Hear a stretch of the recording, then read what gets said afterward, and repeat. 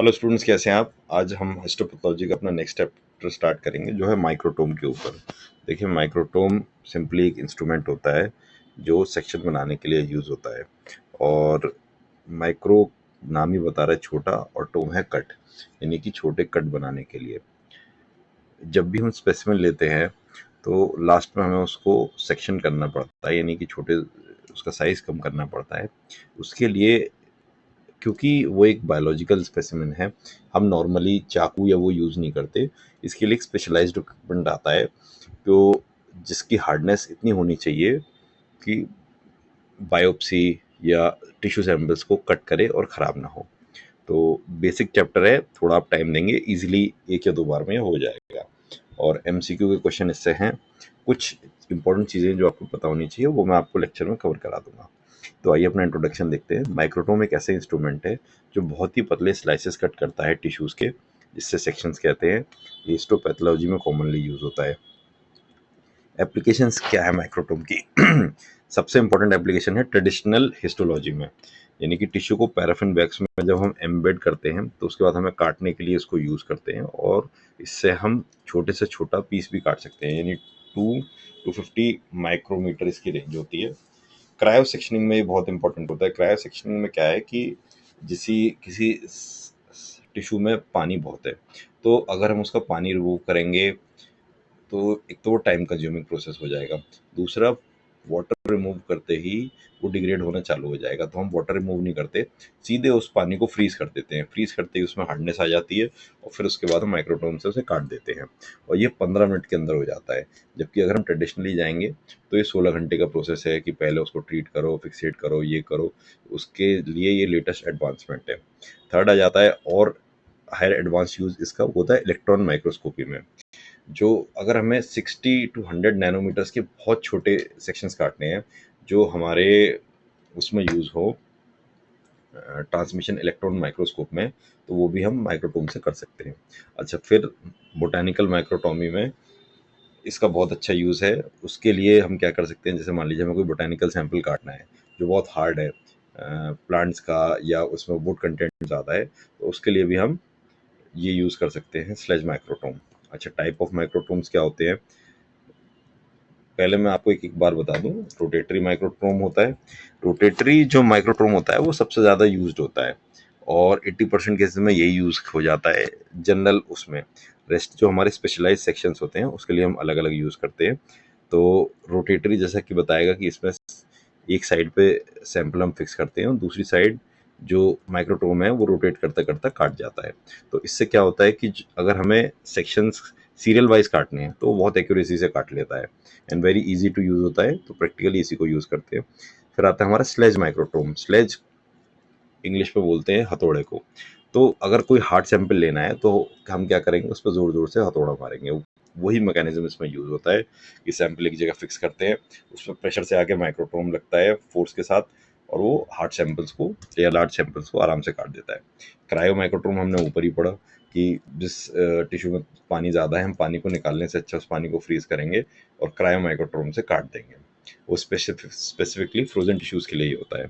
फिर फोर्थ हमारा गया अल्ट्रा माइक्रोटोम। देखिए, अल्ट्रा बता रहा है अल्ट्रा स्मॉल, ठीक है। और इलेक्ट्रॉन माइक्रोस्कोपी के लिए बहुत छोटे छोटे जब भी हमें सेक्शंस चाहिए होंगे तो हम अल्ट्रा माइक्रोटोम यूज़ करते हैं। ये जनरली डायमंड या बहुत हार्ड ग्लास का बना होता है, जिससे कि हम बहुत स्मॉल कट्स लगा पाए।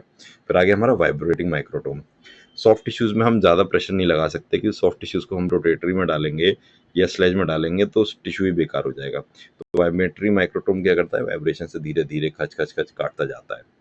फिर आगे हमारा 100 माइक्रोट्रोम। 100 जैसे कि बताता है आरी, और ये बोन या हार्ड मटेरियल जो होता है उसके लिए होता है, क्योंकि वो एक बार में तो कटेगा नहीं, वो 100 की तरह आगे पीछे करके काटता जाता है। फिर लेटेस्ट एडवांसमेंट आ गया हमारा लेज़र माइक्रोट्रोम। लेज़र जैसे कि बताते हैं कि एक हाई एनर्जी बीम निकलती है और वो कॉन्टेक्टलेस स्प्लाइसिंग कर देती है उसकी। इसमें ना एम्बेडिंग की ज़रूरत होती है ना फ्रीजिंग की ज़रूरत होती है।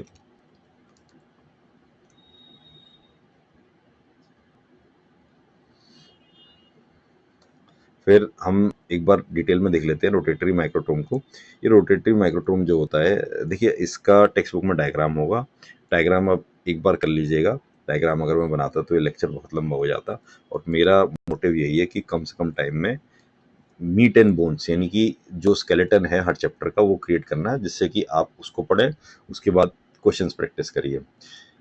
आइडियली अगर आपके पास टेक्स्ट बुक पढ़ने का टाइम नहीं है, या आपको लगता है कि यार मैं टेक्स्ट बुक नहीं पढ़ना चाहता, तो मैं सिंपल आपको ऑप्शन देता हूँ, अपने लेक्चर्स देखिए मेरे, एक बार जनरल देखिए, दूसरी बार उसको कॉपी और पेन लेके बैठिए, पॉज करके उसके नोट्स बनाइए।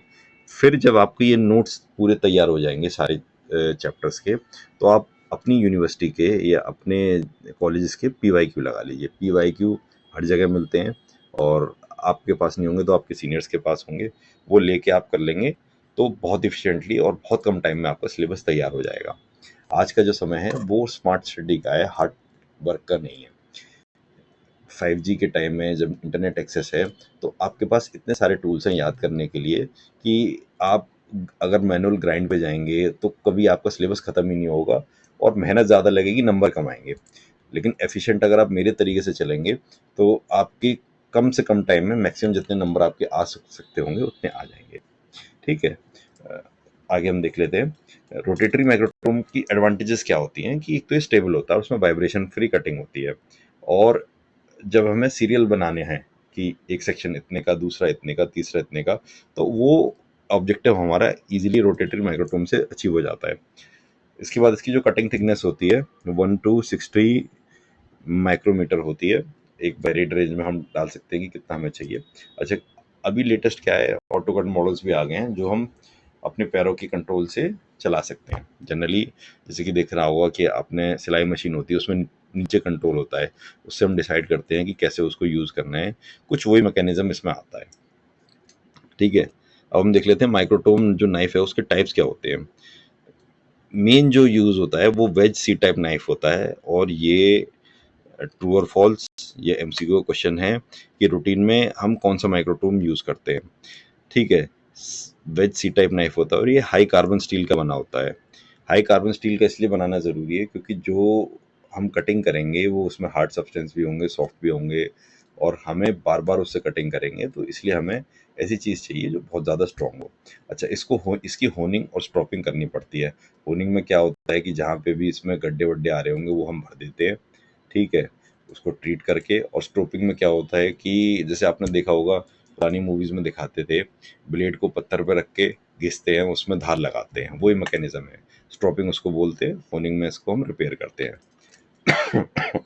अच्छा, डायमंड और जो ग्लास नाइफ्स होते हैं वो अल्ट्रा माइक्रोटोमी के लिए स्पेसिफिक होते हैं, उस पर नॉर्मल माइक्रोटोम नाइफ काम नहीं करेगा।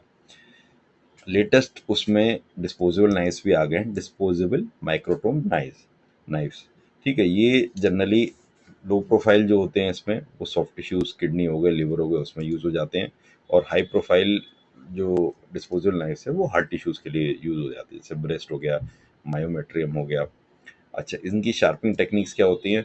होनिंग जो होते हैं वो नाइफ के एजेस के निक्स रिमूव करना होता है। जैसे कि मान लीजिए हमने कोई सैंपल काटा, तो उससे क्या होता है, कई बार उसकी जो आउटर एज होती है वो जगह जैसे चटक जाती है या गड्ढा हो जाता है, उसको सही करने को हम बोलते हैं होनिंग। और स्ट्रोपिंग जैसे मैंने बताया कि पॉलिश करना उसको घिस घिस के, और उसके जो अनइवन सर्फेसेस है उसको रिमूव करना। अच्छा, मैनुअल या ऑटोमेटिक मशीन भी आ गई है आजकल शार्पनिंग की, कि उसमें भी आप नाइफ रख दीजिए, वो तैयार कर सकते हैं, तो कोई भी आप यूज़ कर सकते हैं। एडवांटेज क्या है डिस्पोजेबल नाइफ के, कि उसको होनिंग और स्ट्रोपिंग की कोई ज़रूरत नहीं है, आपने लिया, यूज़ किया और फेंक दिया। दूसरा क्या होता है, ये कोरोजन और हीट रेजिस्टेंस होते हैं। थर्ड, इनमें क्या क्या होता है कि टाइम सेविंग होती है उसमें, और रिजल्ट आपको बिल्कुल एक्यूरेट मिलेगा, क्योंकि डिस्पोजेबल है तो हर बार आपको नया उसका शार्पनेस मिलेगी जो आप इजीली यूज़ कर सकते हैं। अच्छा, नाइफ के प्रिकॉशंस क्या हैं और उसकी केयर कैसे करते हैं। नाइफ को हर बार यूज़ के बाद ज़ाइलिन केमिकल से क्लीन करना होता है।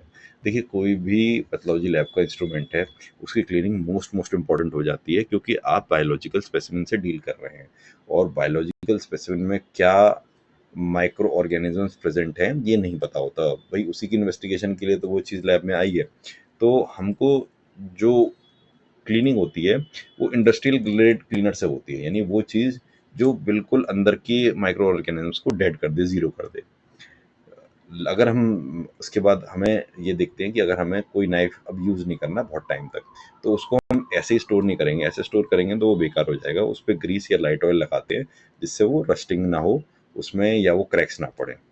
अच्छा, कभी भी जो माइक्रोटोम नाइफ होता है, वो चेक करने के लिए उसकी एज को मत छूइएगा, वो बहुत गहरा काटेगा और आपके ब्लड में इन्फेक्शन भी जा सकता है, क्योंकि उसने ऑलरेडी बायोलॉजिकल स्पेसिमेन टच किए हुए हैं। हार्ट टिश्यूज़ के लिए अलग नाइफ रखना चाहिए, क्योंकि हार्ट टिश्यूज़ नाइफ को बेकार कर देते हैं, तो उसके लिए अलग टाइप्स के नाइफ आते हैं, वही बेटर रहते हैं। एक बार हम इंपॉर्टेंट पॉइंट्स देख लेते हैं अपने, जो हमने कवर करें। रोटेटरी माइक्रोटोम सबसे कॉमनली यूज़ होता है। अल्ट्रा माइक्रोटोम जो होता है, वो हमारे ट्रांसमिशन इलेक्ट्रॉन टीएम सेक्शंस के लिए यूज़ होता है। डिस्पोजेबल नाइफ्स एक्सपेंसिव होते हैं, बट उसमें शार्पनिंग की ज़रूरत नहीं होती, और नाइफ को प्रॉपर केयर के साथ स्टोर और क्लीन करना चाहिए। ये सब बेसिक पॉइंट्स है, और इतने में ये चैप्टर आपका कवर हो जाएगा।